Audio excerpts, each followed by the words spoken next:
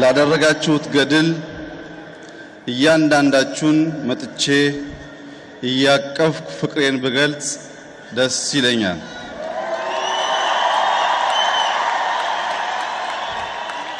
ውድ ወገኖቼ የእናንተ ፍቃድ ከሆነ ሁላችሁንም በመወከል ሁላችን የምንወደውን ተወዳጁን ታማኝ በየነ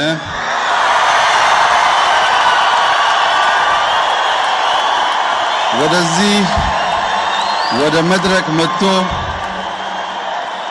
እኔና እሱ ስንተቃቀፍ እናንተም ተቃቅፋችሁ ግንቡን እንድታፈርሱት በትህትና እለምናለሁ።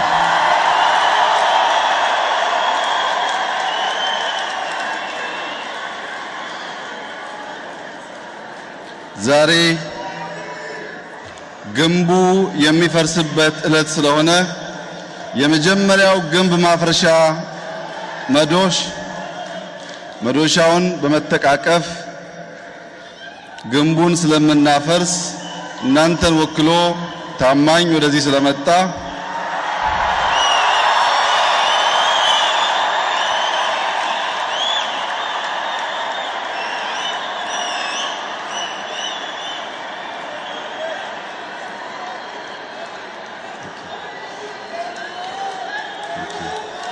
Thank you.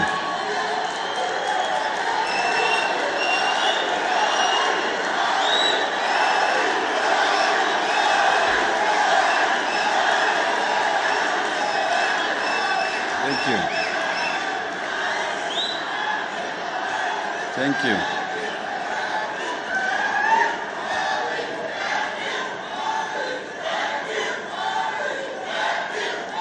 Thank you.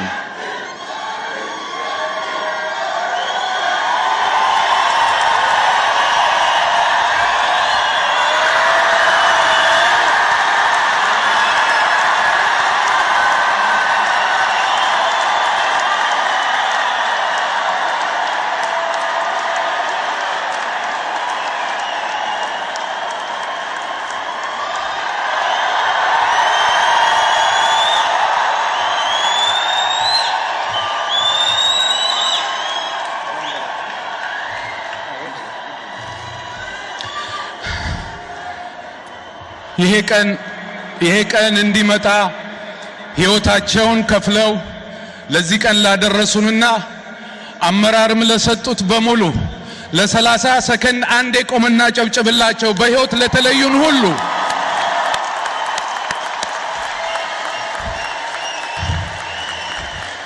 ይሄ ለኔ ከባድ ነው። አንድ የሀገር መሪ ንግግሩን አቋርጦ ለኔ መድረክ መስጠት እግዚአብሔር ይመስገን፣ እግዚአብሔር ይመስገን። ክቡር ዶክተር አብይ አህመድ የኢትዮጵያ ሕዝብ ጠቅላይ ሚኒስትር፣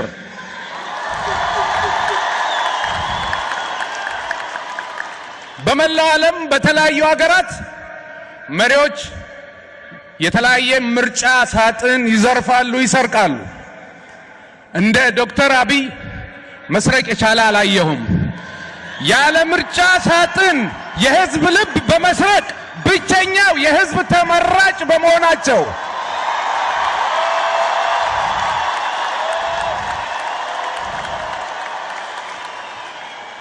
ሁሉንም ኃላፊነት ለሳቸው አንሰጥም። መንገዱን አሳይተውናል። ኃላፊነቱ የኛ ነው። ዶክተር አብይ የግድያ ሙከራ ተደርጎባቸዋል። ከእንግዲህ በኋላ ቢሞቱ እንኳን በኢትዮጵያ ትልቁ ሐውልትና ስማቸው ዘላለማዊ ነው። ይሄን የለውጥ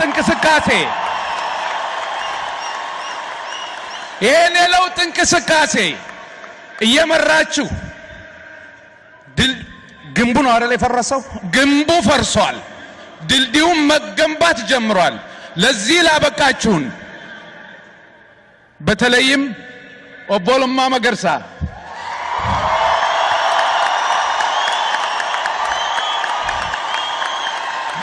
በኦህዴድ ውስጥ ያሉ አመራሮች በሙሉ በብአዴንም ያሉ ለለውጡ መምጣት ከፍተኛ አስተዋጽኦ ላደረጉ በሙሉ ኢትዮጵያውያን እናመሰግናችኋለን።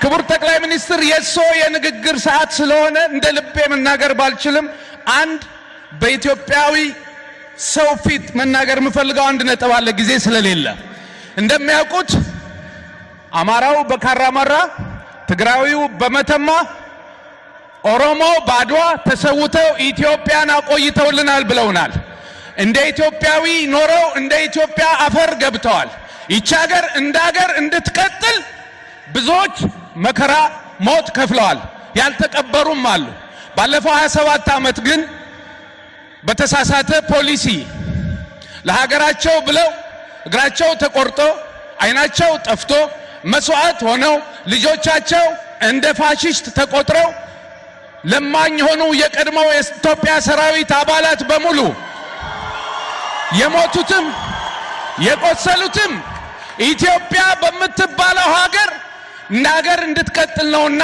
ሁሉም ይቅርታ ሲባባል የቀድሞ ኢትዮጵያ ሰራዊት እንደ አንድ ዜጋ በሶፊት ይቅርታ ልጠይቀው ፈልጋለሁ ከቻሉ የይቅርታ የሚጠየቀው ደርግ አይደለም በደርግ ውስጥ የነበሩት አመራሮች የእስር ጊዜያቸውን ጨርሰው ወጥተው በሰላም እየኖሩ ነው ኢትዮጵያውያን ወታደሮች ግን ድንበር እየጠበቁ በድንበር በኩል ልጆቻቸው ማስወጣት እየቻሉ ድንበር ላይ ሞተው ልጆቻቸው ለማኝ ሆነዋል በዚህች ቀን ይሄን ሰራዊት ይቅርታ መጠየቅ የኢትዮጵያን ሕዝብ እንደመጠየቅ ስለምቆጥረው ጠቅላይ ሚኒስትር ይሄን ግምት ውስጥ እንዲከቱልኝ በአክብሮት ጠይቃለሁ በተረፈ ይሄ የሚመለከቱት በውጭ የሚኖረው ኢትዮጵያዊ ዲያስፖራ አይደለም ትውልደ ኢትዮጵያም አይደለም ኢትዮጵያዊ ብቻ ነው ይሄ በውጭ የሚኖረው ኢትዮጵያዊ ከጫት በላይ ከቡና በላይ የኢትዮጵያን ኢኮኖሚ ቀጥ አድርጎ የያዘ የሀገሪቱ ምሰሶ ነው በአግባቡ ከተጠቀምንበት ኢትዮጵያን መለወጥ የሚችል ኢትዮጵያዊ ኃይል ነው እዚህ ውስጥ ያለው በመላው ዓለም ያለው ስለዚህ ከዚህ በኋላ እያንዳንዳችን ኢትዮጵያን ወደ ትልቅ ቦታ እናደርሳለን ስንል ጥላቻን ከውስጣችን አውጥተን ከኛ ተነጥለው ጎጆ የሰሩትን ኢትዮጵያውያን ሄደን እየጠየቅ ምን ሆነ ነው ከኔ የተነጠልከው እንደ ኢትዮጵያዊ ችግርን ሰምቻ አብሬ ልቆም ፈቃደኛ ነን በማለት ኦጋዴኑን ኦሮሞውን ትግራዩን ሁሉንም በማሰባሰብ ወደ አንድ ድንኳን ወደ ኢትዮጵያ እንድንመጣ ኃላፊነት አለብን ይህን ስናደርግ የዶክተር አብይን ስራ እንቀንስለታለን እኛም ኃላፊነት እንወስዳለን ከእንግዲህ በኋላ አንድ የጠየቁን ጥያቄ አለ በቀን $1 ነው አይደል የተጠየቅነው በህዝብ ፊት ቃል ምገባው በማስተባበር በበጎ ፈቃድ በዓለም ላይ የሚገኘው ኢትዮጵያዊ በአንድ ሳይሆን በ10 ብር በመጀመር በሚሊዮኖች የሚቆጠር ዶላር ለሀገራችን ገቢ እናደርጋለን ይሄን ቃል እንገባለን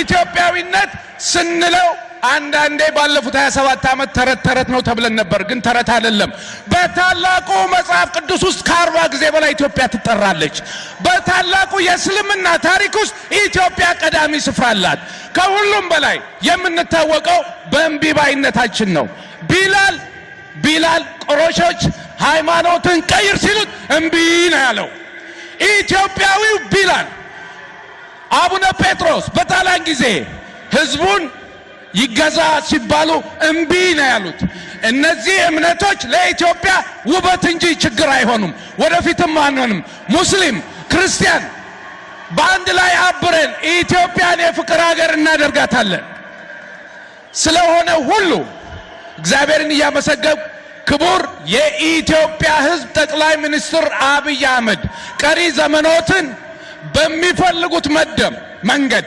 ላገለግሎት በኢትዮጵያ ሕዝብ ስም ቃል ገባለሁ እግዚአብሔር ይስጥልኝ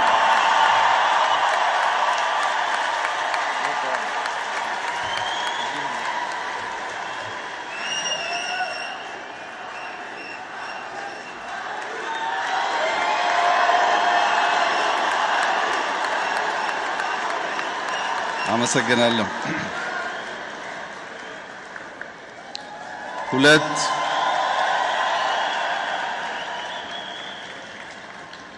ሁለት እርስ በርሱ የሚቃረን ስሜት ይሰማኛል እኛ ኢትዮጵያውያን መፈላለግ መደጋገፍ፣ በጋራ መቆም፣ የጋራ ራዕይ መሰነቅ፣ ለዚያም መሰጠት፣ መተቃቀፍ፣ መፈቃቀር የምንችል መሆናችንን ለዓለም ያስመሰከረ ታሪክ ስራ ስለሰራችሁ ይህ አንድ የመጀመሪያውን ግርምት ፈጥሮብኛል። ለካ ተረቶቻችን ዛሬም ህልው ናቸው። ምን ቢከፋ ዘመድ፣ ምን ቢጠም መንገድ። ኢትዮጵያዊነት በአካል ሀገር ውስጥ ስንኖር ብቻ የሚኖር ስንወጣ የሚሸሽ ጥላ አለመሆኑን፣ ኢትዮጵያዊነት ከደማችን የተዋሃደ ከአጥንታችን ጋር የጸና በልባችን የታተመ ማህተም መሆኑን ለማየት ዛሬ ዋሽንግተን